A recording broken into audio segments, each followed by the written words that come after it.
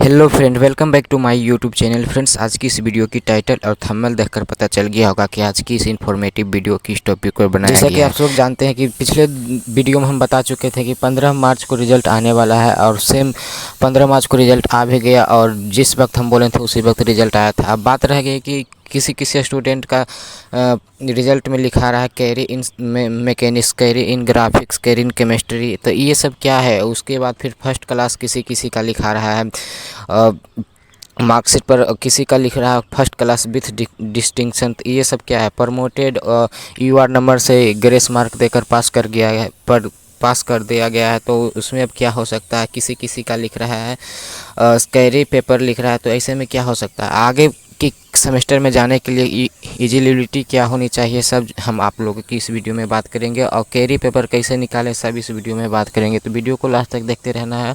अभी तक चैनल को सब्सक्राइब नहीं किए हैं तो चैनल को सब्सक्राइब कर दीजिए। स्टूडेंट से जुड़ी सेमेस्टर से रिलेटेड कोई भी जानकारी लेना हो तो कमेंट के माध्यम से हमें पूछ सकते हैं, हम आप रिप्लाई देने की कोशिश करेंगे। अब बात रहेगी ग्रुप ए और ग्रुप बी वाले छात्र छात्राओं के लिए कि सेकेंड सेमेस्टर में कौन कौन सा स्टूडेंट जा सकते हैं। ऐसे में रह के ये बात कि यदि कोई स्टूडेंट का कैरी पेपर लग गया है 3 गो सब्जेक्ट में, 4 गो सब्जेक्ट में, हो सके 5 में 5 सब्जेक्ट में कैरी लग गया, तो ऐसे में आप क्या सेकेंड सेमेस्टर में आप जा सकते हैं या नहीं जा सकते? सबका मन में यही डाउट है। जिसका कैरी लगा, जिसका भी फर्स्ट क्लास विथ डिस्टिंक्शन या फर्स्ट क्लास लिखा गया है, यदि कैरी लगा है तो प्रमोटेड लिखाया होगा।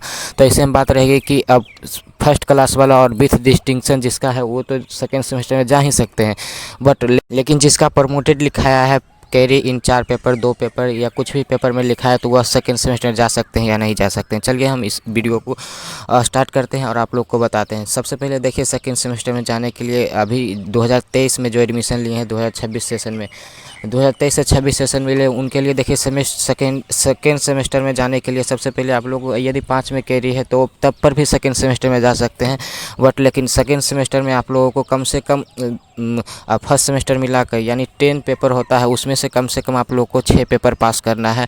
ऐसे में बात रहेगी कि फर्स्ट सेमेस्टर में ही लग गया है 5 कैरी या 3 कैरी लग गया है, 2 कैरी लग गया है, तो सेकेंड सेमेस्टर में भी 5 पेपर हो जाएगा, तो पूरे 8 पेपर हो जाएगा मिलाकर, या 9 पेपर हो जाएगा, 7 पेपर हो जाएगा। तो ऐसे में क्या करना चाहिए? सबसे पहले आप लोग को देखिए, ये पूरे 10 पेपर हो जाता है एक ईयर में, यानी एक ईयर में 2 सेमेस्टर होता है, तो उसमें से आप लोग को 6 पेपर पास करना है। यदि अभी ही 4 पेपर में लग गया है तो सेकेंड सेमेस्टर में आप जा तो सकते हैं, लेकिन आप सेकेंड सेमेस्टर में ही ये सारे पेपर को क्लियर करना होगा। कैरी पेपर को कैसे क्लियर करना है वो भी बताएंगे, तो वीडियो में बने रहिएगा। और चलिए अब बात कर लेते हैं कि सेकेंड सेमेस्टर में तो आप जा सकते हैं, बिल्कुल 5 पेपर में भी कैरी रहेगा तो आप जा सकते हैं, इसके लिए निश्चिंत रहिए।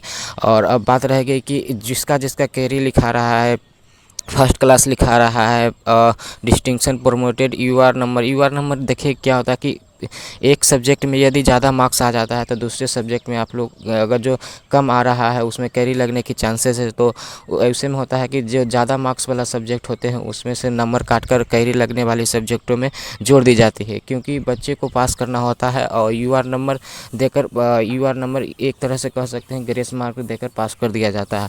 चलिए अब बात कर लेते हैं कि कैरी पेपर स्टूडेंट कैसे निकाल सकते हैं अपने।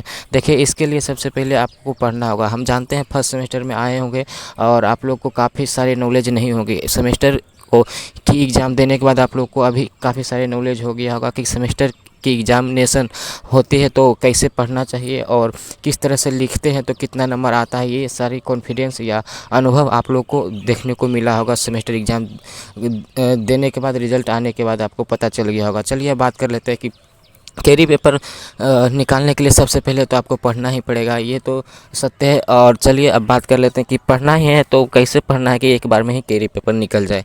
तो देखिए, इसके लिए सबसे पहले आपको प्रीवियस ईयर क्वेश्चन, ऑब्जेक्टिव हो या सब्जेक्टिव हो या शॉर्ट क्वेश्चन हो 4 मार्क्स का या 6 मार्क्स का, उसके लिए सबसे पहले प्रीवियस क्वेश्चन देखना होगा। सबसे पहले देखिए ऑब्जेक्टिव कितना सही करना चाहिए कि कैरी पेपर निकल जाए। देखिए, ऑब्जेक्टिव कम से कम 15 सही हो या 10 प्लस भी सही हो, कम से कम आप 12-13 पेज, 15 पेज के आसपास लिख देते हैं या लिख देते हैं और सही या रिलेटेड उसके भी लिख देते हैं तो कैरी पेपर आराम से पास हो जाएगा।